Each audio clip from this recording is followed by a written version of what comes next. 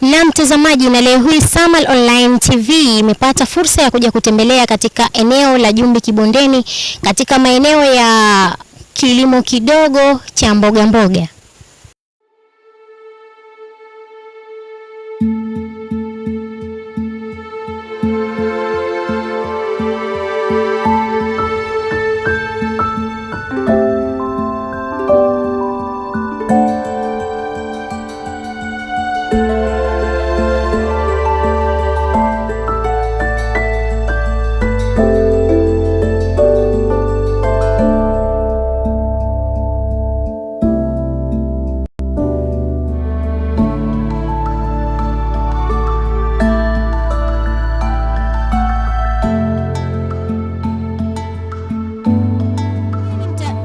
Hali gani mtazamaji wa Samal Online TV?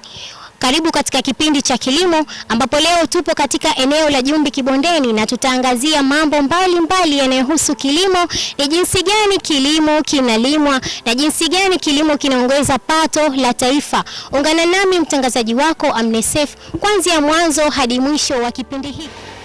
Sio lazima tuone ujenzi wa barabara na majumba ya kisasa ndio tuseme ni chanzo cha maendeleo, bali kilimo ndio chanzo kikuu cha maendeleo ya taifa na jamii kwa ujumla.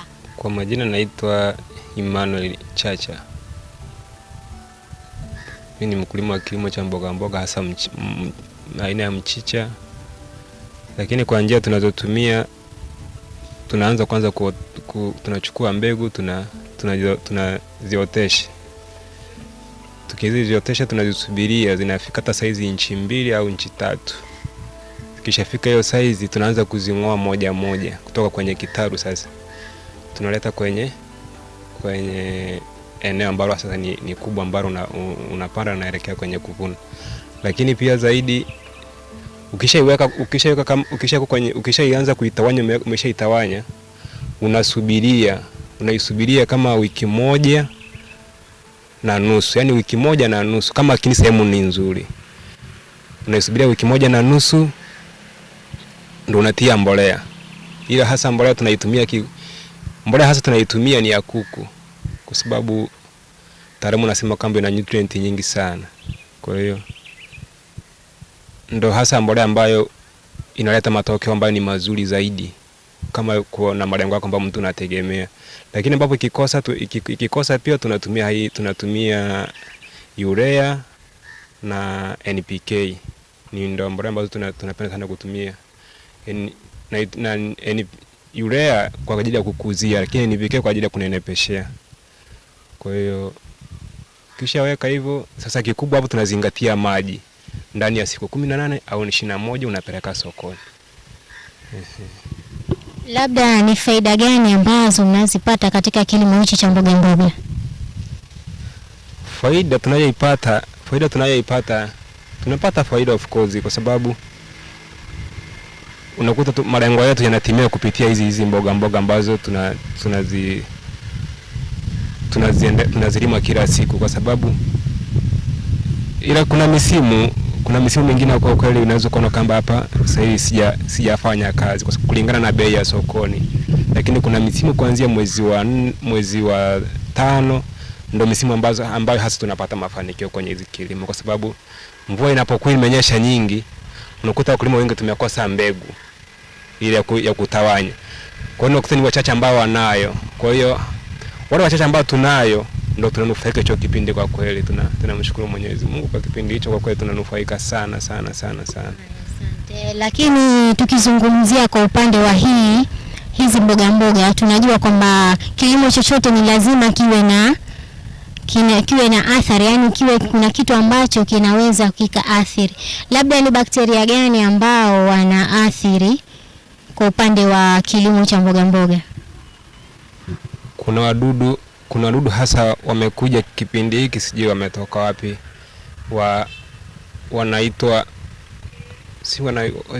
Wazanzibari si wanawaitaja, yani yana magamba magumu kwa juu afu kilisogea na jikunja kwa ndani. Hasa hiyo ndo yanatuathiri zaidi. Lakini ukisha upanda huu mchicha, sidhani kama labda ni itokee mara chache sana, lakini athari nyingi tunakutana nayo kwenye mbegu. Ukungu tunapambana sana na ukungu. Ndo ndo hatari ambayo tunakutana nayo sana kwenye mchele. Lakini hapa tunaopulizia tu kulinda wadudu, lakini si sana.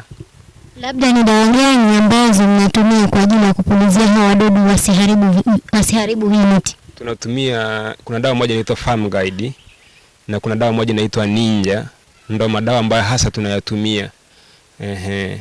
Na kuna dawa moja ya unga inaitwa Amarax, ndo tunatumia kwenye ukungu, ambayo ni bora zaidi kwenye ukungu. Ndo madawa ambayo tunatumia hayo. Labda ni changamoto gani mnazozipitia katika kukuza hii michicha ama mboga? Changamoto ambayo tunakutana nayo ni hasa kwenye mbolea, kwenye upatikanaji wa mbolea ya kuku. Yaani ni changamoto kweli. Ni changamoto kwa sababu wakulima muda mwingine tunakuwa wengi, alafu wafugaji wa kuku ni wachache. Na mbolea ya kuku ndio inatuletea matokeo zaidi ambayo yale tunayoyatarajia sisi. Yaani ukipanda unatarajia kama hapa nipate kiasi fulani. Lakini unapokosa hiyo mbolea inakuwa ni changamoto. Kwa sababu unapoweka NPK au urea hupati matokeo ambayo yale ulikuwa unayategemea. Lakini ukiweka mbolea ya kuku ni matokeo 99.99 ambayo ulikuwa unayatarajia kwa ile sehemu ambayo ulikuwa umepanda. Labda kwa mimi ambaye nataka kuanzisha kilimo hichi cha mboga, hizo mbolea za UK na hizo nyingine PK, labda mimi naweza nikazipata wapi? Labda zinapatikana kwenye maduka ya pembejeo. Tunayapata kwenye maduka ambayo hapa sokoni Jumbi hapo. Ndo tunazipata hizo NPK. Na mtazamaji, sasa tumetoka katika step ya pili ya kuotesha mimea ya mboga, na sasa twende tukaelekea katika step ya tatu ambayo ni step ya mwisho ili ya kwenda kumalizia kile kilimo chetu ambacho tumekianza. Tumeshahamishia kwenye shamba la mchicha lenyewe. Ndo tumeshapanda, tumeshaanza kumwagilizia maji. Baada ya siku 2 ndo tunalisha mbolea.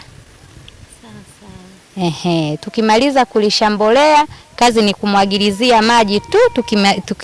Tukimaliza kulisha mbolea, kazi ndo kumwagilia maji tu mpaka zikifika wiki tunamwagilizia maji. Wiki inayofuata ndo tunapeleka sokoni.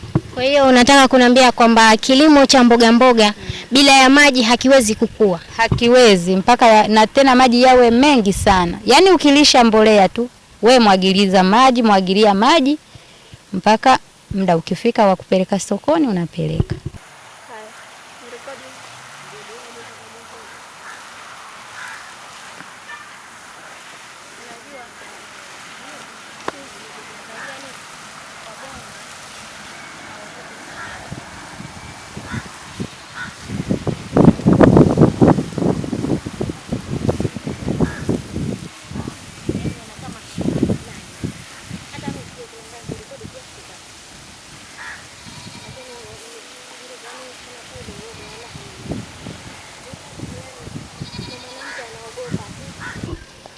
Mtazamaji, kile chenye mwanzo hakikosi kuwa na mwisho.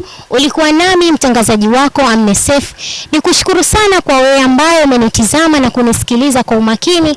Nikutakia mtazamaji mwema wa vipindi vinavyoendelea. Mpaka sasa sina la ziada zaidi ya asante na kwaheri.